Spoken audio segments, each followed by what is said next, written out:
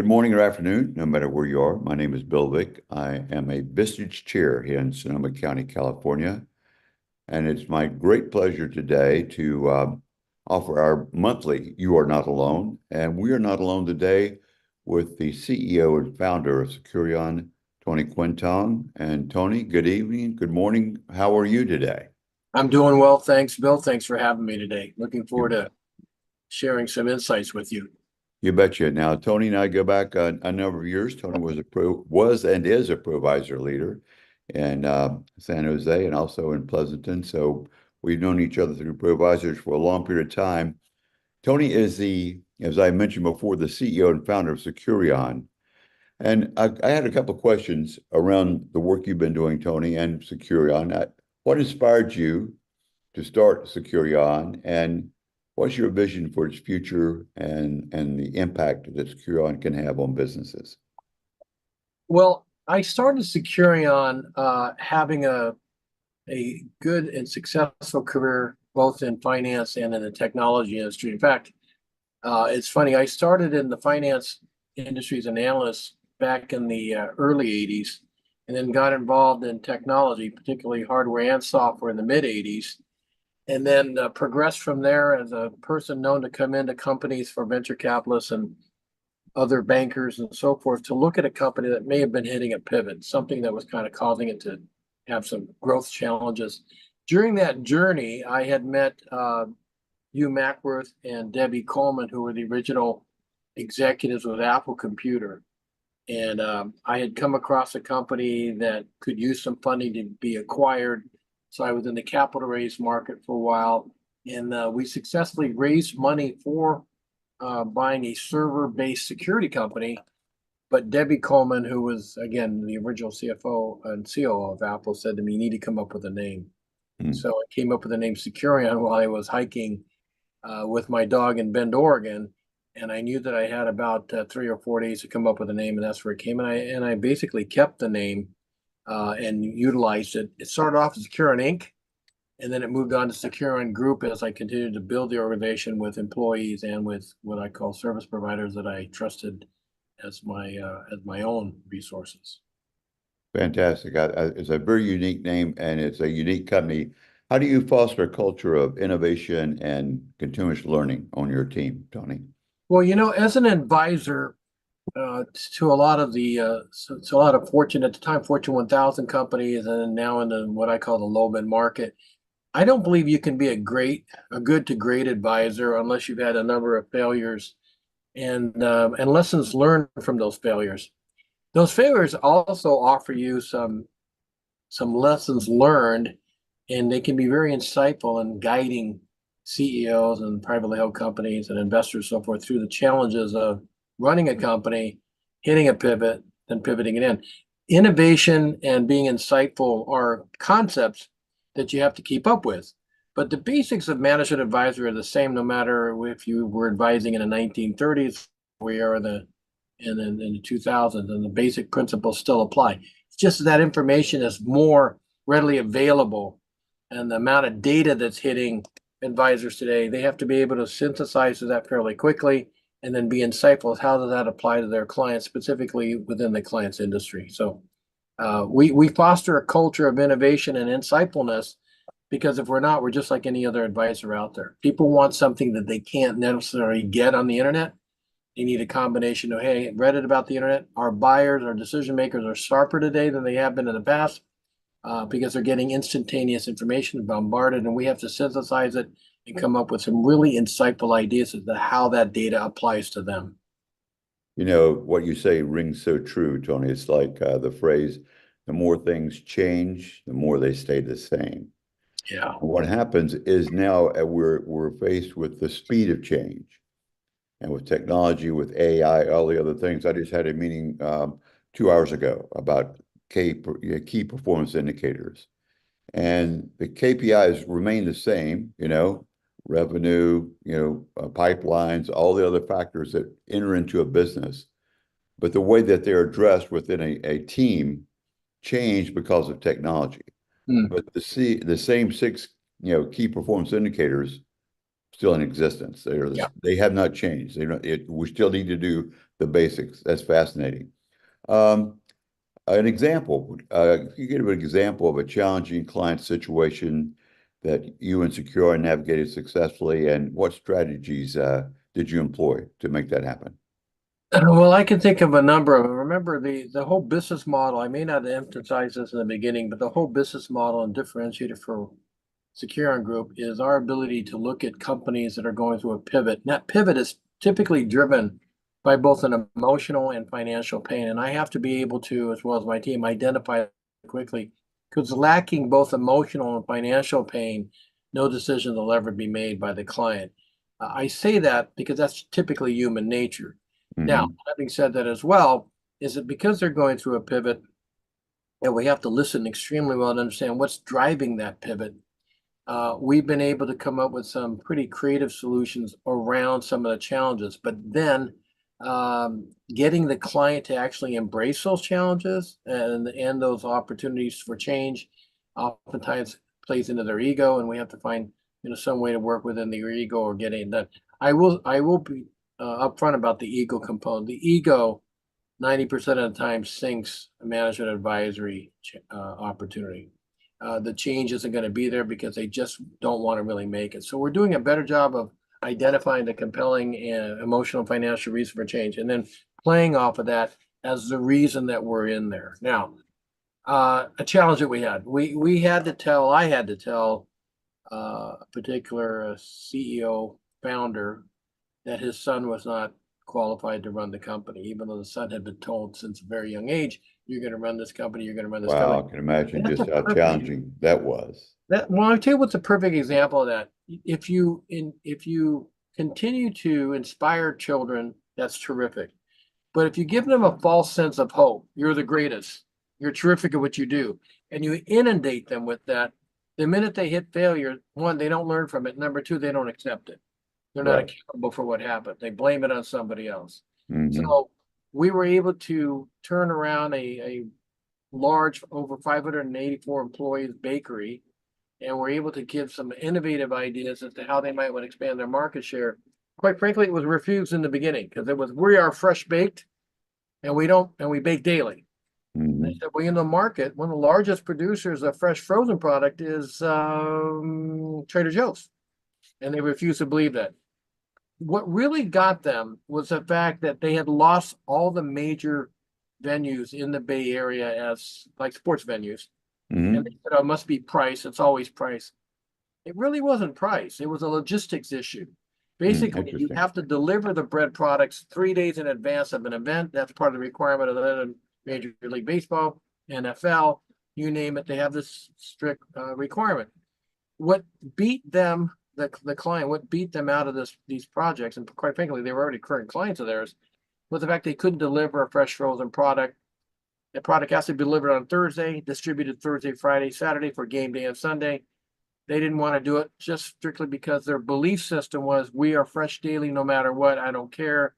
And they didn't keep up with the trends and they didn't truly try to understand what was causing the customer to go away. There's a great article on this called What is the Job to Be Done? Written by Clay Christensen. Basically, oftentimes our clients do not understand what the client needs because things change. That's a great value, I think, that you and your team offer, Tony, that ability to understand the challenges and communicate that in an effective way to the client so that they embrace. It's like we've always done it this way, it's always worked out, but you know what? It isn't that way anymore. And if you want to continue to grow or do what you have always done well, you have to change with the environment as well. I think that's Yes. critically important. What's is Securion's unique value proposition, and how do you differentiate yourselves from competitors? Because there's a huge number of consultants out there. I read an article and then it was validated by some conversation with some other professionals in this industry, and there's about 6 million types of advisors in the United States alone. 6 million. Yeah.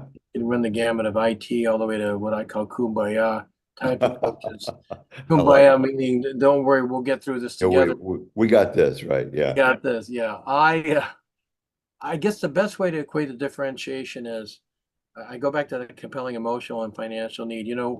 I guess the best analogy is there's a need for the Pentagon, which kind of strategizes what to do globally from a defense standpoint.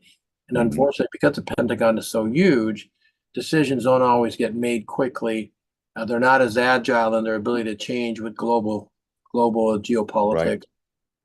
We look at it, and I built Securieon with a different premise. The premise was if you truly need to get something done, you spend, you invest in your team, but you also invest in the fact that you need outside looking in experts to help you from a special ops standpoint. Let us get in there. Let's identify the issues fairly quickly. Is it triage? In some cases, it is kind of a medical term. It's triage. But most of the time, it's, are they really ready for change? And if they are, the differentiator for us is to create insightful aha moments, things that they may not have known because they're so much into the weeds. And oftentimes it takes a guide or an advisor to say, here are some other ways other companies in industries similar to yours are handling this particular challenge. Let's see if that would apply here. And if they have an open mind to that from an insightful thinking and differentiation, and they have this willingness to learn, it's a great fit for us. And we really are more consultative in our approach, not transactional. It sounds exactly like the members of Visage, Visage peer-to-peer network of CEOs.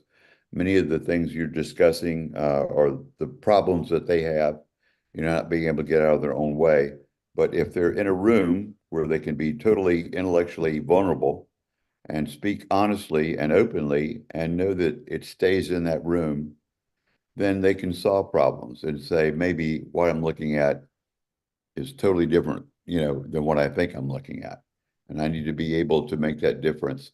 And oftentimes through our issue process, we will identify that what they often say is the problem is really only a symptom of the problem. And it's through Yes. discussions. And I think that Securieon offers that. That is a big differentiator. One of the things that I think is very similar to what you just mentioned regarding Vistage. Oftentimes, we are not there to actually give them the solution. We are there to validate they do have an issue. It's almost like a medical Yep. diagnosis of the situation. We do validate there is a problem. We can also validate the severity of the problem. We can also validate the circumstances and the ramifications of this particular business issue or in the medical illness. But when we take the time to listen, because we are consultative, then we can help the client and educate the client on how best to resolve that particular issue. And they do have to take responsibility and accountability and transparency to say, I'm vulnerable. I could use some help. And if once they get to that stage, then the impact we make is not measured in dollars, certainly not measured in EBITDA and some of the other financial metrics. It's measured in how well were we able to transition out of the client so they can continue running the company with a new skill set. Okay. Exactly. That's so critically important. When you look for hiring consultants, and I know that Securieon hires consultants and so forth, what do you look for when you're hiring them, and how do you develop their skills? Well, that's a great question, and I'll say this because most folks tend to hire people in the image of themselves. And unfortunately, also they look at it as would I break bread with this person, have a beer with this person, grab a glass of wine or whatever your beverage of choice is. It simply boils down to a couple of things.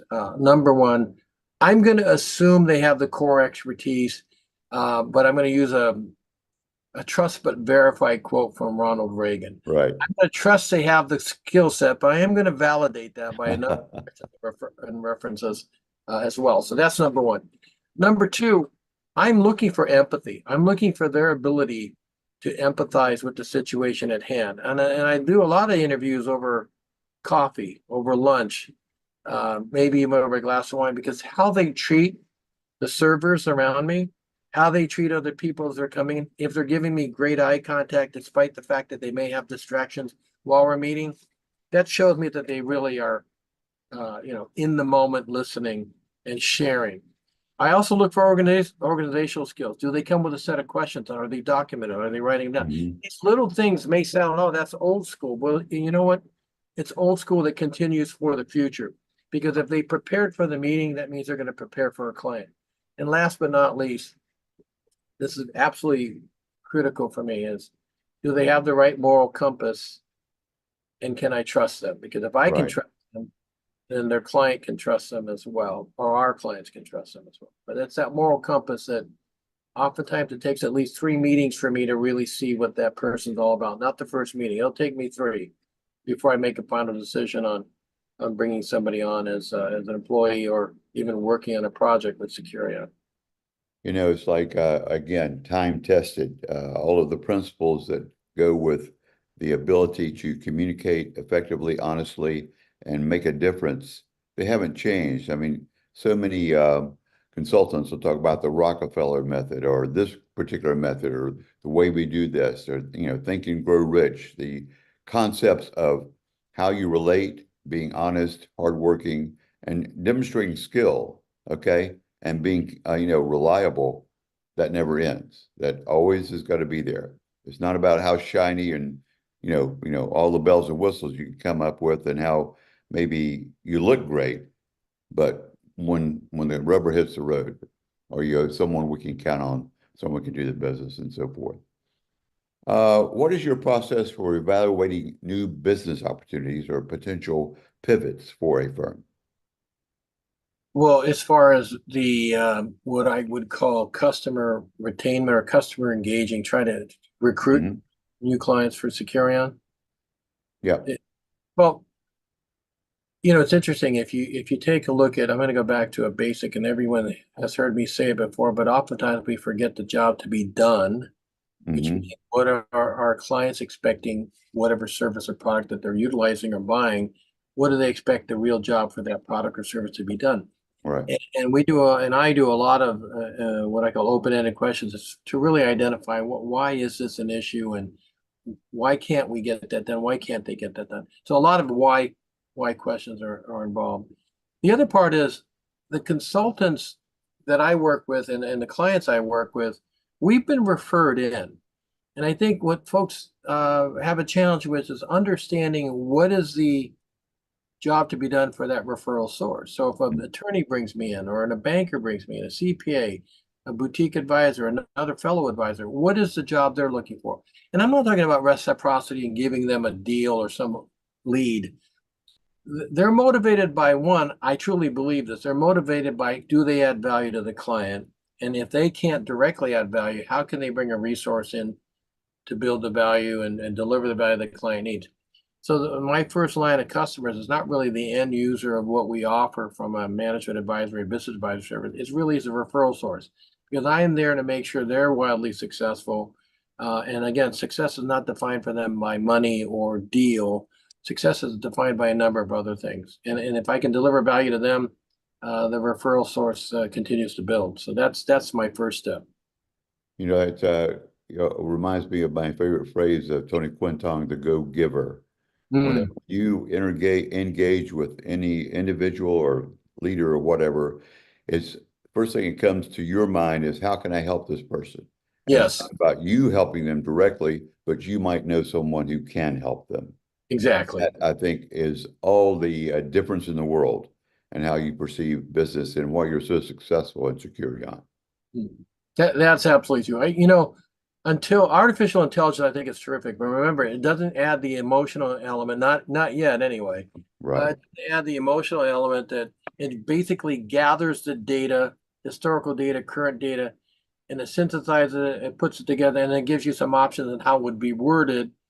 Maybe even share some insights, but the ability to connect the emotional dots is not quite there yet. And that's where our human element is still important, Yeah. absolutely important in engagement. They have not taught AI how to care yet. No, that's So empathy and care. They I'm not sure. haven't done that. Yeah, Or I'm not or sure what I we call, want it to care. yeah. If I stop in a discussion with a potential client or a colleague or another consultant or attorney, so forth, in our referral database, oftentimes I'll sit and stop and listen. Hmm. The reason I'm listening is because I want to make sure that the client or the referral source, the contact I'm working with, has an opportunity to share with me what is going on in their mind. Right. Then once I take that pause and I listen, then I may ask another question. If I were on Chat GPT and I take a pause, it's just assuming I'm done.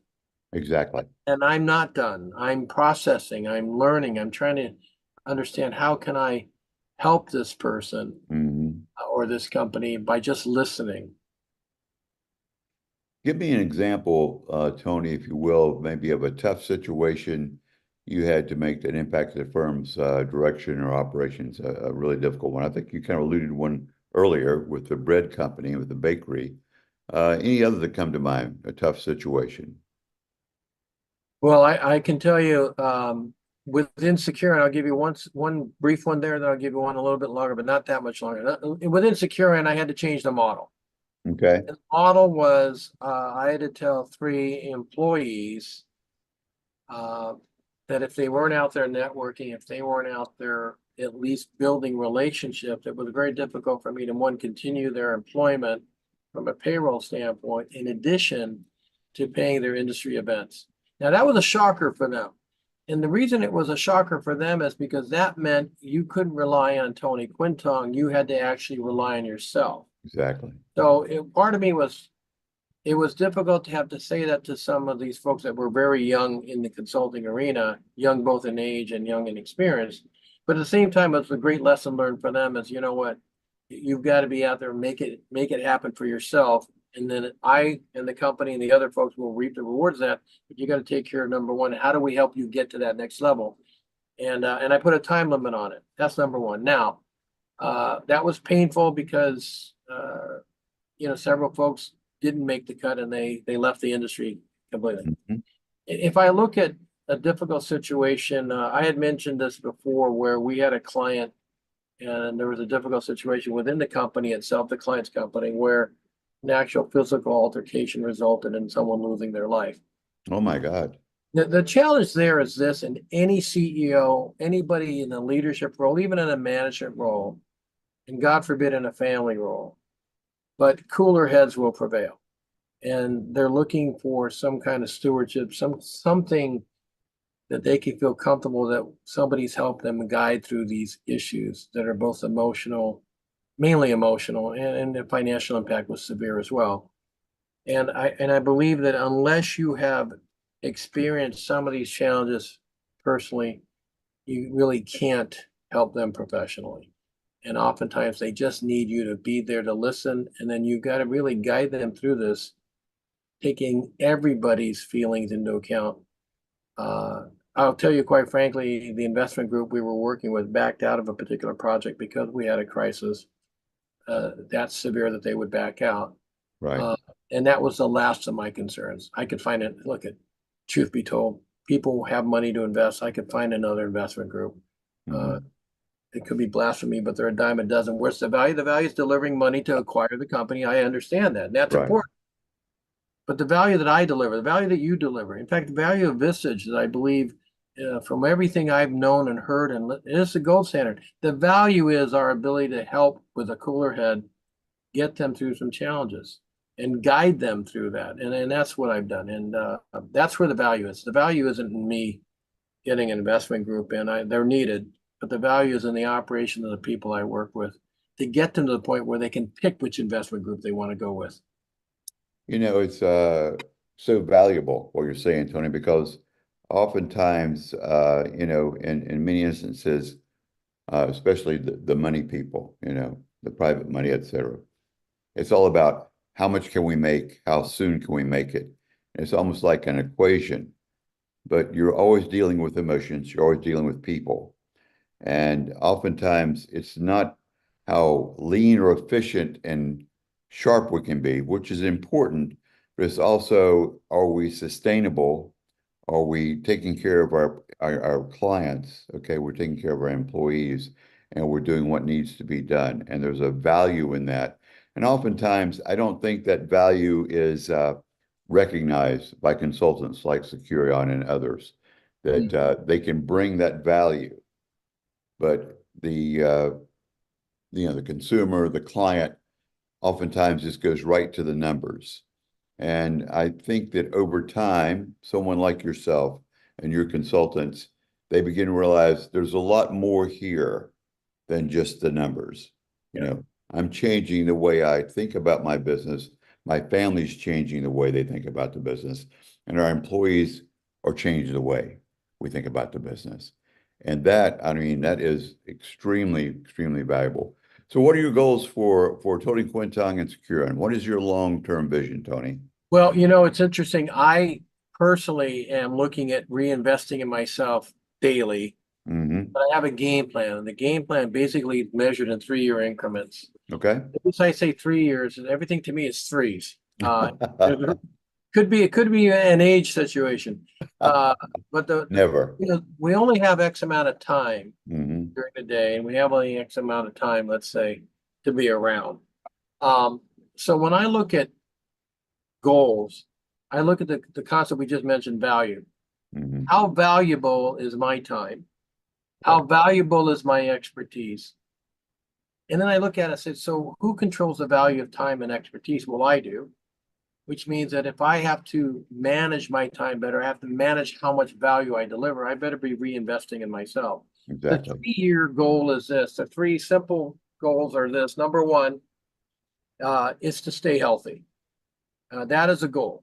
And that is to be healthy from a personal standpoint. Exactly. Number two, to be healthy professionally. And what that means is I have to, as an advisor, I have to look at things differently than my clients. I have to look at things in such a way that they didn't understand something because they're so mired in running the business. I have to come up with the aha moments. And that requires learning.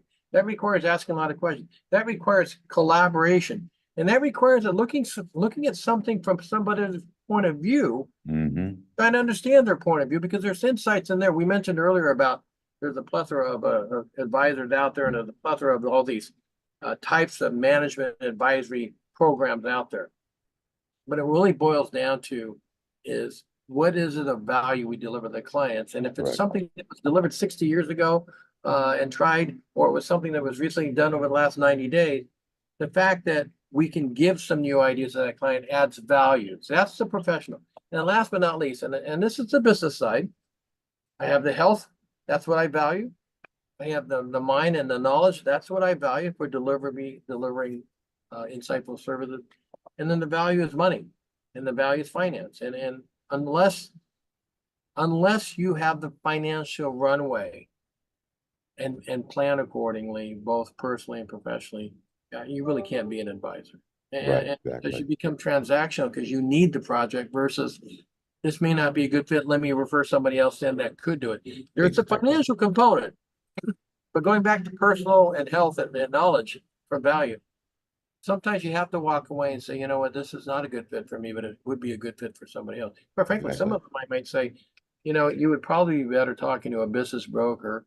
And if it's a larger deal, you probably should talk to an investment banker. But if you're looking to really build a sustainable and scalable business, put them to the side and focus in on how do we go back to why you started this company, and how do we go back to Oh, that's great. I love that. that's where the value is. Yeah. Well, Tony Quintong, I don't feel alone whenever I'm with Tony Quintong, and I hope the people that are watching this video feel the same way. But it's been my special pleasure to speak today and interview a little bit. Tony Quintong, CEO, founder of Securieon. And Tony, what's the best way to get in touch with you? Well, my website is securion.com. Mm-hmm. You can also reach me by Tony at Securion, SECURION.com, Mm-hmm. or Securion Group. I will say this, if they really need to get hold of me, sometimes I'm going to go old school here. 949-244-5133. People tend to Repeat hide that behind number again. I'm emails. writing it down. There you go. I don't want folks to have to hide behind email or feel more comfortable. If they would say, look, I've got a real issue, I'm happy to listen. There you go. And if they say, and I always say, do you want me to listen? Do you want me to comment? And sometimes they just say, I just want you to listen. And I'm happy to do that too. Exactly. And it's the network that you have that makes all the difference. You may not be the person that they need to work with, but more than likely, and I know you really well, Tony, you will know the person to put them in touch with. A great Well, if individual. you go with the go-giver mindset, which basically is, I don't look at this because what am I going to get out of it? I'm just happy to. I Well, should have been a doctor. My mother will tell you, my mother, bless her heart, she would tell you that every time. I should have been a doctor. you're a doctor. Okay, Tony, thanks so very much, buddy. Take care, and I'll talk to you soon. Thanks for And having me, let me Bill. stop. Oh, you bet. My pleasure.